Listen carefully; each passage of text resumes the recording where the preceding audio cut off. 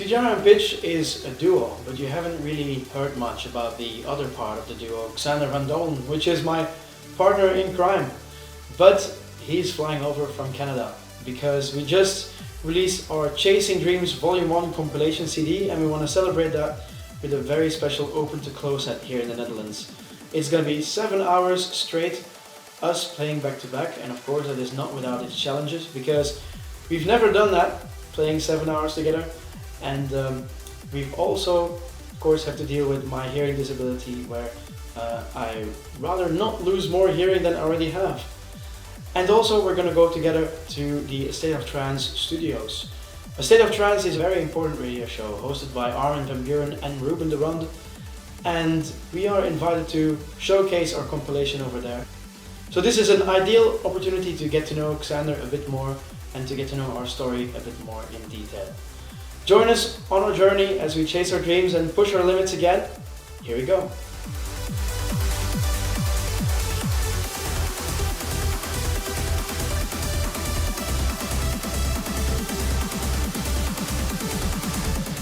Well, we're here in Venlo, the Netherlands. It's a city nicely nestled in between Belgium and Germany, a bit in the southeast of the Netherlands. It's a really warm and sunny day. We're going to a club tonight because we're doing our Chasing Dreams release party. Actually, one of the few gigs that we play together. Yeah.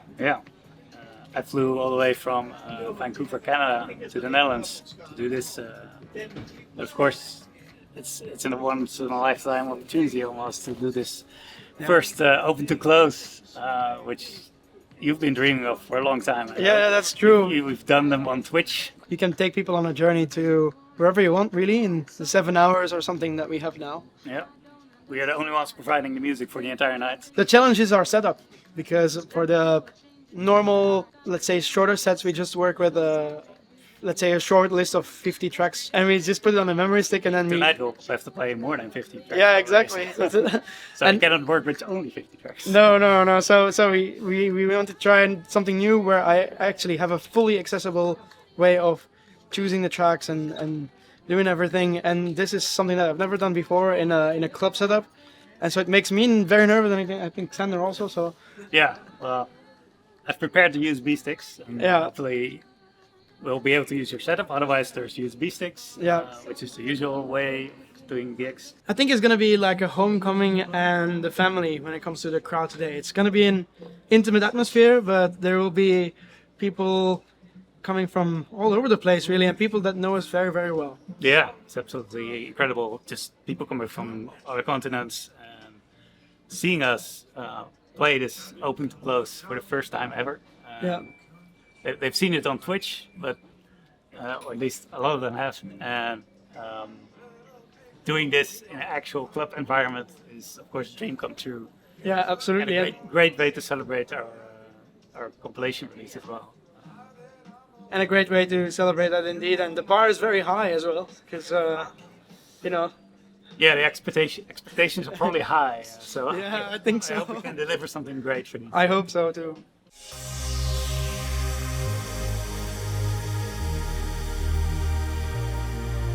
We met at Grenswerk, where we actually had a really nice sort of pre-meeting dinner, meet and greet with all the fans that were already there.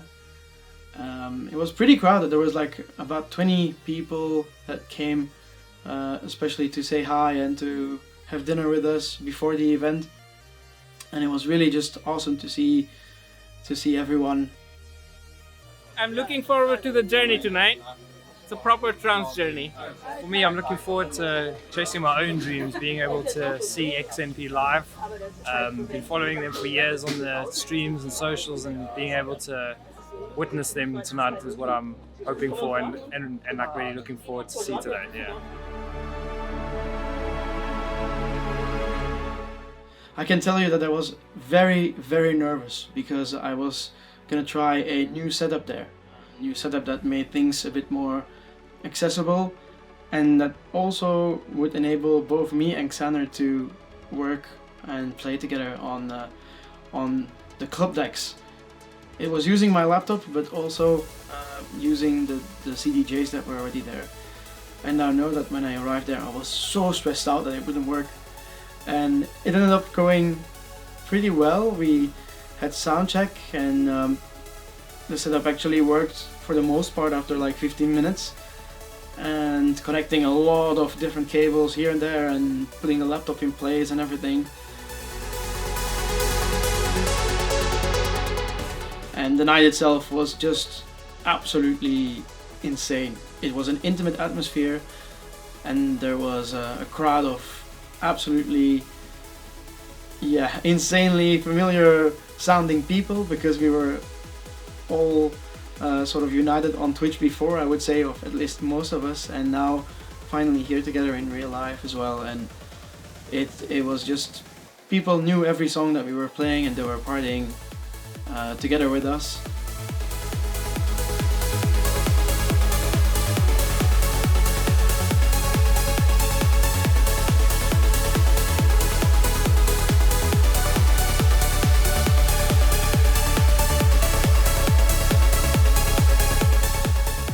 The 7-hour set went great hearing wise. I did one break in the middle that was planned, and I used that time to just relax a little bit and also meet some of the other artists that was there. I had a little meeting with my bro Artento Divini in the backstage, and I also went a little bit to the audience to just see what it would be in, from an audience perspective. But after about 1 hour break, I couldn't deal with it anymore, and I had to come back because I was like, my party is going on without me playing it. So I went there, and it was just another 3.5 insane hours, I can tell you that much.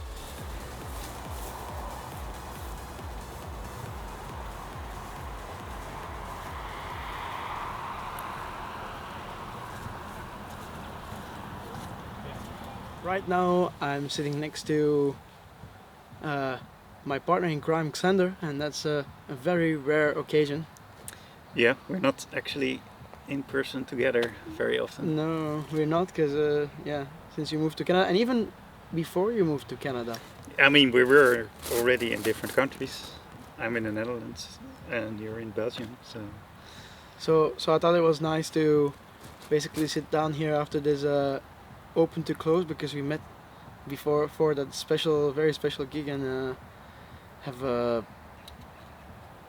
little see how it was all. How this all started, yeah.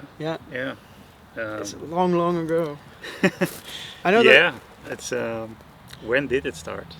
For me, actually, where it started was already in the beginning, because I was the beginning we're speaking now, when I was about, I think, 11, 12 years old, because I knew that I needed someone to work with. That was going to be you. I never knew, because I remember that how we got to know each other was like this radio show that you did. We both were into radio, I think. Yeah. I was doing it on FM and you were doing it online. I was doing it on an internet radio station already several years. Yeah. And I think we were also a bit into the same sort of mixing style and the same sort of things, really. The harmonic mixing. And I was inspired by the State of Trance year mixes that Armin van Buuren made, where he put like 80 tracks in 2 hours and mixed them all up as a sort of mashup. So I'm basically making a new song out of 2 other songs, or 3 songs, or however many. Yeah. I was very intrigued by that. I found it very interesting, so I played around with doing mashups myself, and at one point I was making one of those year mixes, basically, or mega mix, for my radio show on the internet, and I think you heard one of those. I remember that I was listening to that, and I was like, wait, is this Armin? Most of all, I sort of found myself an excuse to network with other DJs, and I asked the guys from Radio IRO, where I had my FM radio station. It was like a local FM station in Belgium, and I asked them, like, can I have an hour more on my show so that I can actually ask guest DJs? For me, that was really the only way to sort of get to know people. It's just like, hey, can you make a guest mix for my radio show? Now people almost don't do that. I mean, they do it a lot less now, because it's like, but it was a real thing. Everyone had guest mixes. That's a good way to connect with other artists, for sure. Yeah, absolutely. And at some point I was like, okay, this is the way I'm gonna send Xander an email, not knowing at all what would happen afterwards. And we sent sent an email in 2007, I think it was. Yeah, I think it was December 2007, because that was around the time at the end of the year that I was making the year mix.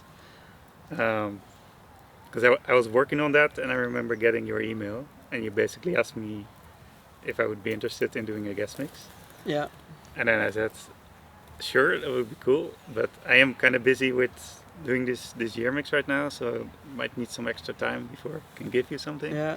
And then you suggested, well, how about we make the year mix, the guest mix? I don't know, like we added each other on a MSN Messenger. I remember it took me at least 3 years to ask you to work on something with me, because probably I didn't even dare to do that or whatever. I don't even know, like, and I also, back then you weren't really producing music yet. You were just, I mean, like, No, there was some I was stuff. playing around with it, but I wasn't very, I don't know, wasn't paying a lot of time, spending a lot of time on it. Yeah. It was mostly, kind of doing the mashups and the radio show. But It was mostly a hobby. I did it in my spare time. And your mashups got still a lot of airplay. I mean, I know Armin played a lot of. I mean, somehow, yeah. They I were was good played also. by Judge Jules on BBC Radio 1 a couple of times. That's crazy. It was pretty cool to get that kind of reception too. Yeah. I mean, it was just a mashup. It's not really my own music, just combining some tracks from other people. But it's cool to, get some support on something you make, even if it's just, a small part of what you do. I know that feeling. Yeah. Yeah. At about the same time, or was it somewhat later? There was still a bit of discussion about when that actually was. We were like, okay, but we're doing a radio show together now. We can as well just, start producing together as well. Well, I mean, that was a kind of decision we made at the end of 2013. Yeah, probably. Yeah. Yeah, no, I looked it up. You looked it up now? That, Okay. that is correct. Yeah. Around then, we basically decided we should probably join forces.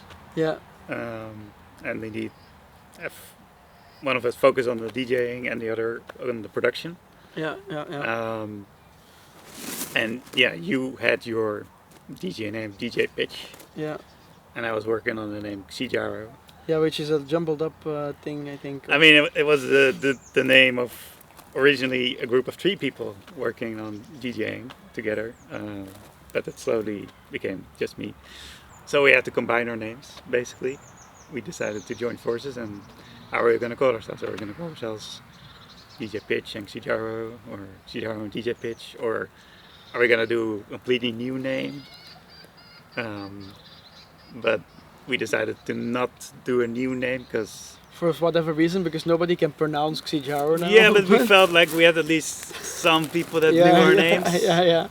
From the mashups that I made and your radio show at least.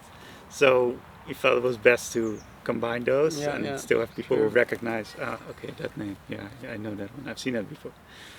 Even though it may not have been that many people, I don't know. But for us, it was a lot back then. I mean, anything you can get that will follow you to a new project is great. So we decided to go, with XiJaro and Pitch. We got rid of the DJ because we felt it was unnecessary. I remember that first track that we wanted to make was called We Are Alive because of the podcast series. And it was like a message like we are alive, kind of. And it was a really long melody. Yeah, you made like a 24 bar melody that you had already had it for I had it for like 5-6 years or something. Oh really? Okay. Yeah. Yeah, so I think we came together in the studio for the first time in April that year.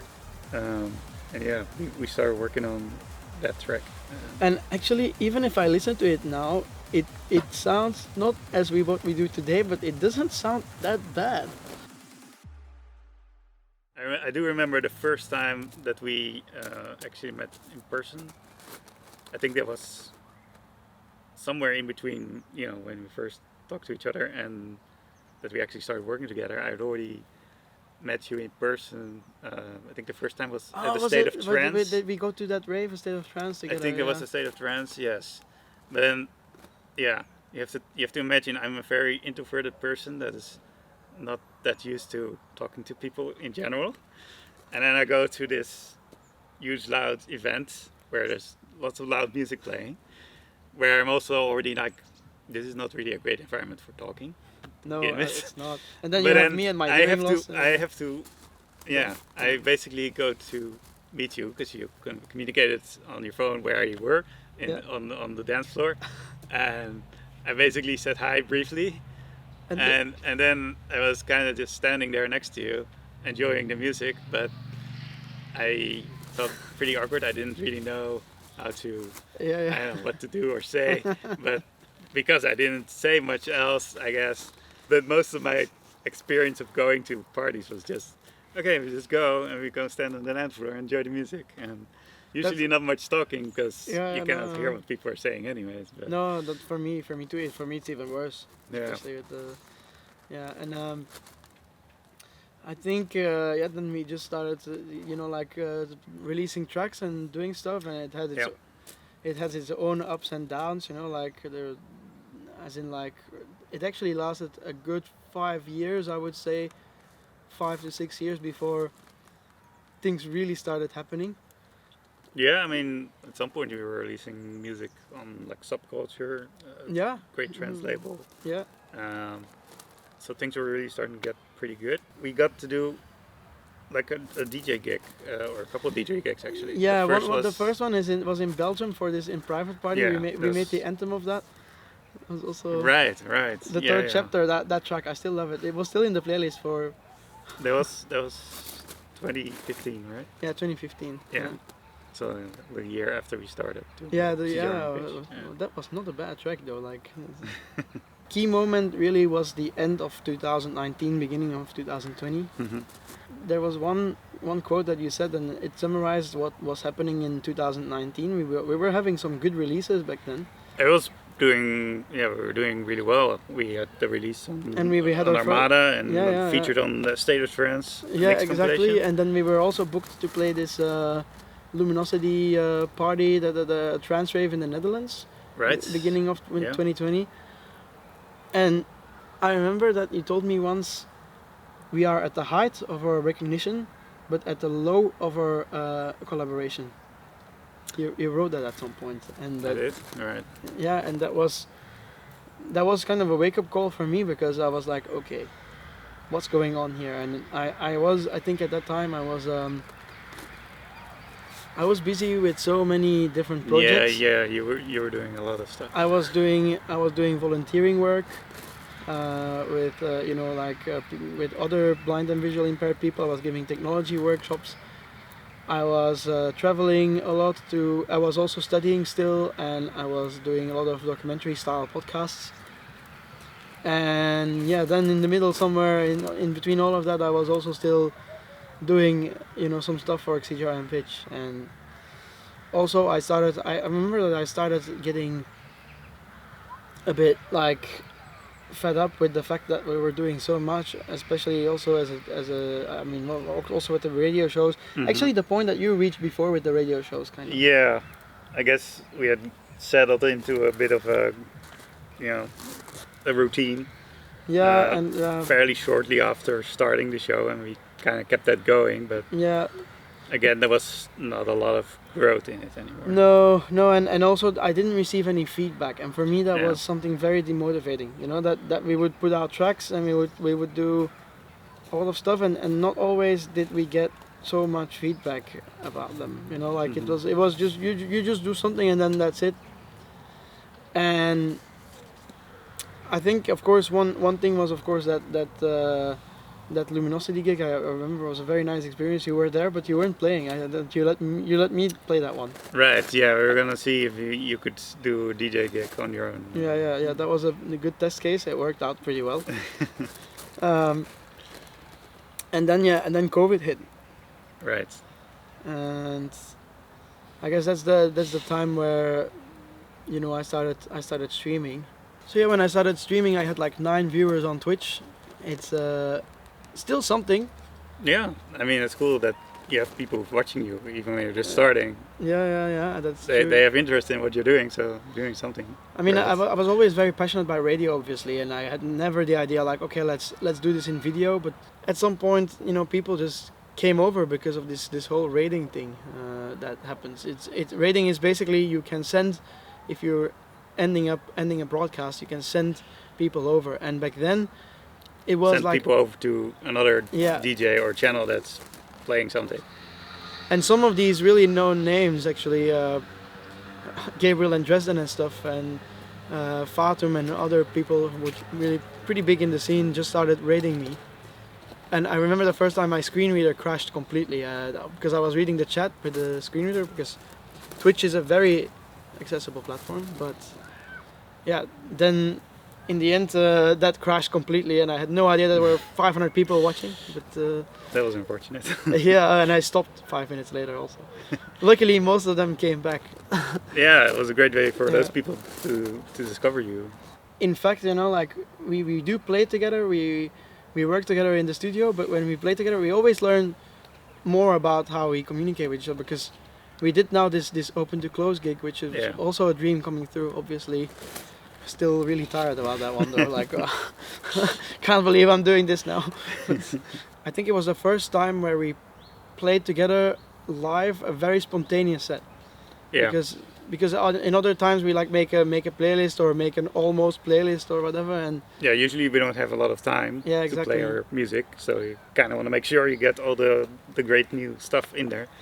So you need to kind of plan ahead, and this time it was yeah, kind of up to whatever we decided to play in Yeah. the moment. like we played for 7 hours and there's still so many tracks that I Yeah.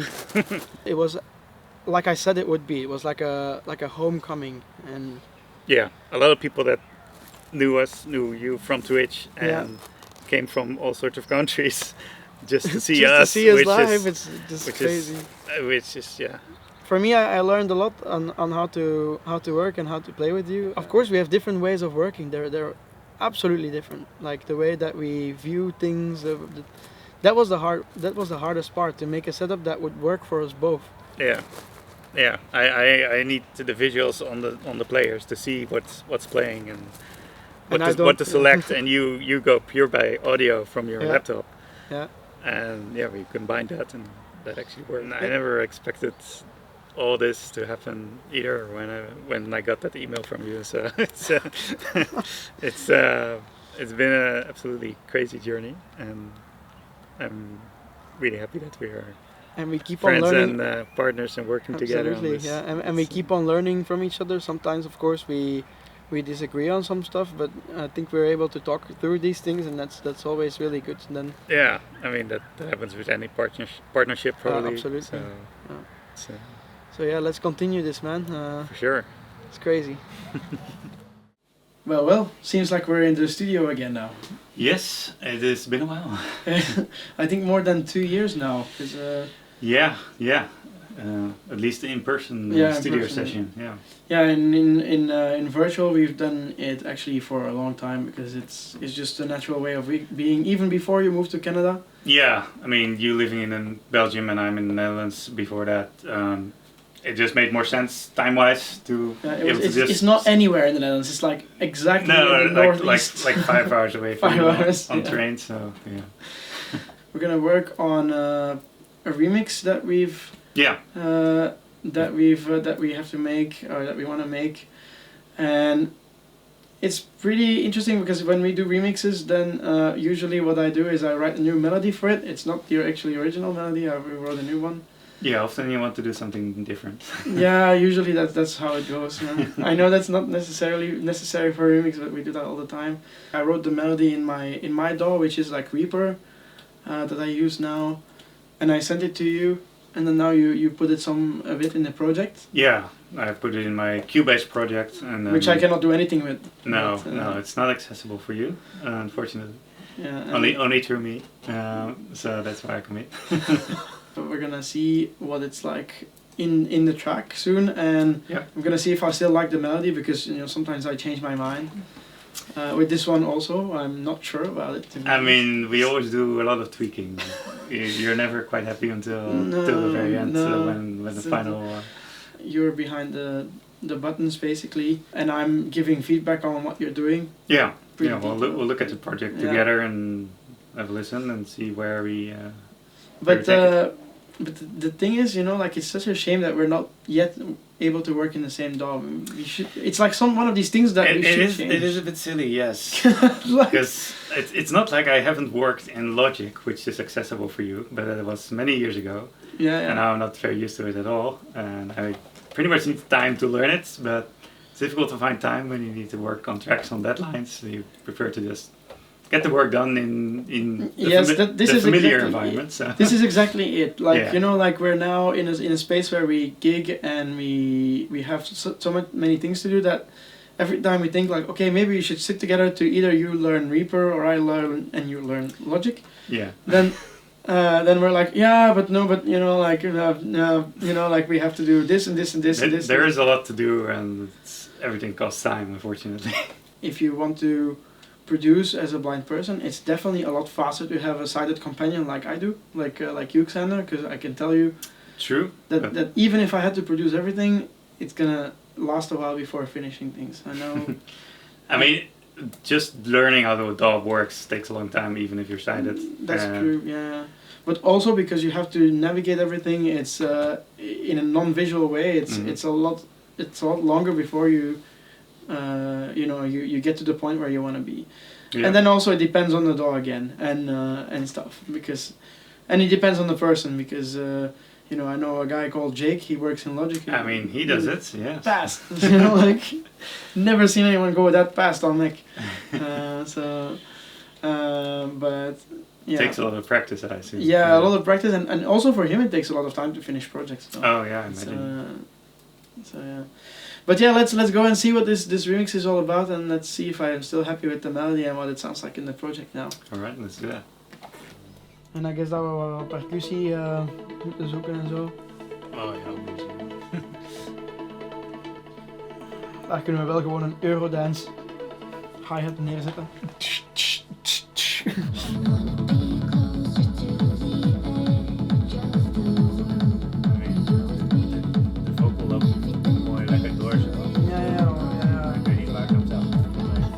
Ja, nee, dat gaat eigenlijk bijna niet, want je wilt niet... Je wilt niet daar... Je wilt niet dat dat daar onderbroken wordt, ja. En daar op dat stuk kun je opnieuw beginnen.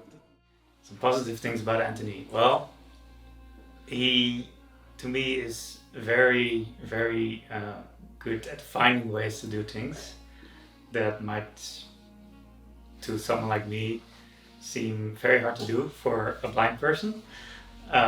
Like traveling around the world and finding people to meet and to network with and to hang out with, and he just does this. And especially for me, who is also very introverted and actually not very outgoing, I would already have trouble doing that, but he can do it even though he has all these disabilities to deal with as well, and that's something incredible to me. It still surprises me what he can do with that.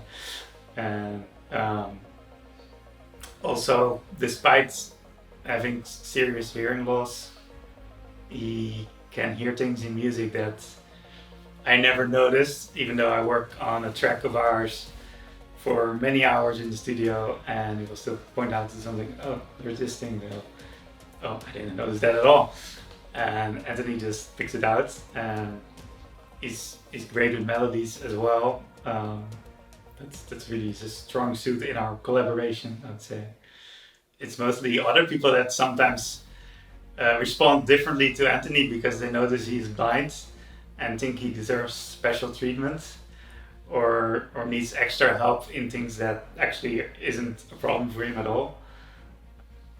When he goes through these hearing attacks at times that are serious problems for his well-being, really, it's just very, very serious to have this huge what do we call it, attack on his hearing, where he cannot really perform normally, and just it will have a huge headache and whatnot, and then despite that, he will still try and push himself to do a Twitch stream for people around the world to watch. Even though he isn't feeling it and is really thinking he cannot do it, he will still, a few hours later, feel like, no, I'm gonna do it anyways because I want to do it. I want to entertain these people. I want to reach out to them. I want to, make contact again, like he tries to do every week. And yeah, the fact that he pushes himself through that, where I think health is probably more important. But it's clear that to Anthony, the connection he makes with people is actually maybe even more important at times than his actual health. As crazy as it sounds, but it really helps him, go through life and enjoy life. So, what do I most love when working with Anthony? I mean, we both have a very, very strong passion for trance music, and I think we have largely very similar taste, which means it's very fun to set out a path for a track and experiment a bit, but then when we find something we both like, to build something great with that's always a thrill when the track comes together. And yeah, I think we made quite a few tracks together where we were quite happy with the result. Sometimes there's a little bit of discussion and maybe clashing of ideas. It happens, but even in those cases, the result turns out really great, maybe even better than we anticipated. So yeah, it's really fun to do.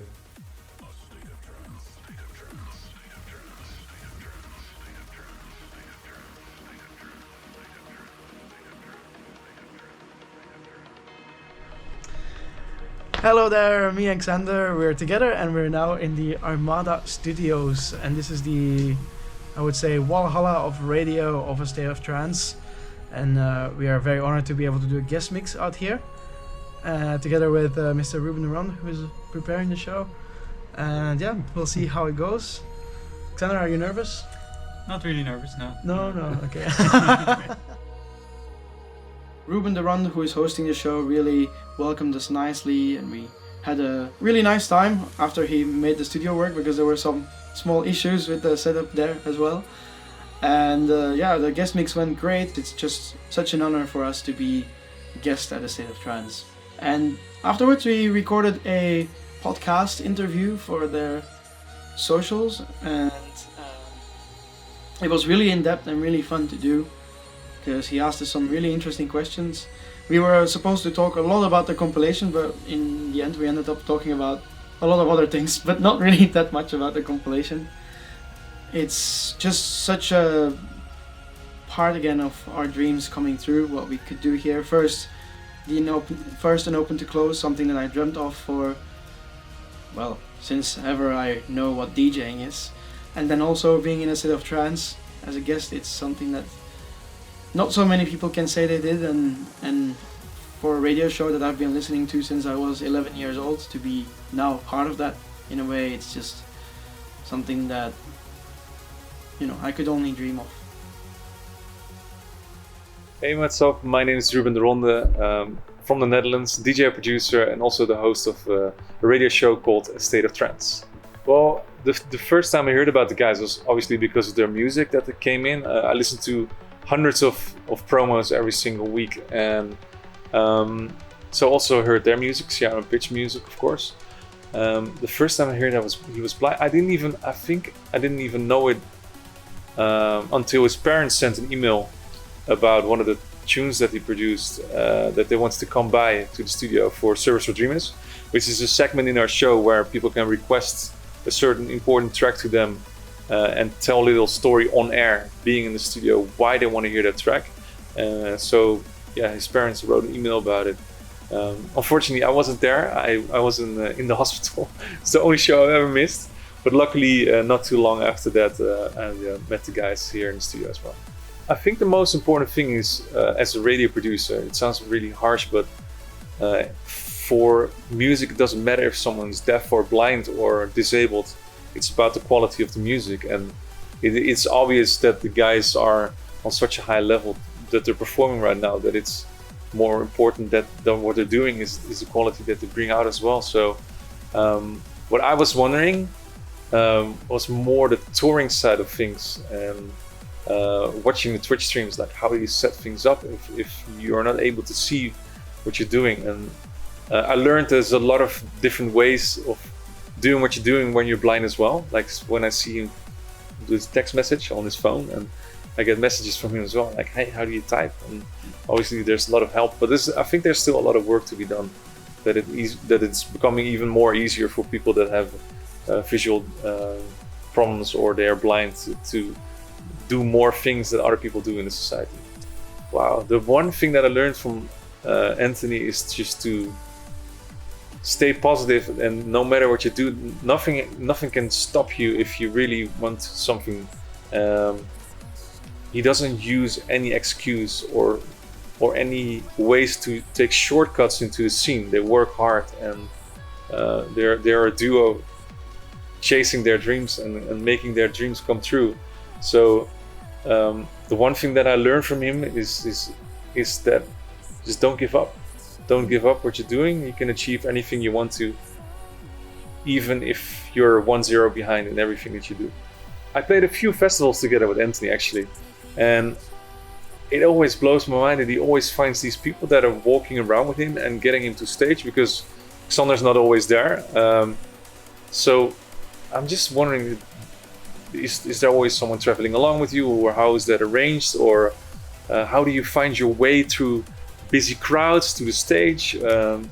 Just wondering, how do you do all these kind of things? Because to be honest, I'm one of the few, well, a lot of people actually, that take things for granted, that we can see where we're going, or we don't need any aid to go to a festival or go to the stage, or someone needs to show me where the booth is, or like in general, stages are very, very dangerous if you don't know what's going on, because there's stairs, there's cables, there's all kinds of structures you can bump into. So I'm just wondering, how do you deal with all of that?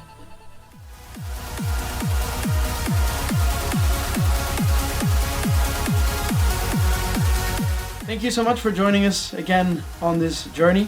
I'm very tired now, but very fulfilled. I'm almost ready for the new adventure, but first I have to rest a little bit. And also, while I'm resting, I would say, whatever you do, keep on chasing dreams.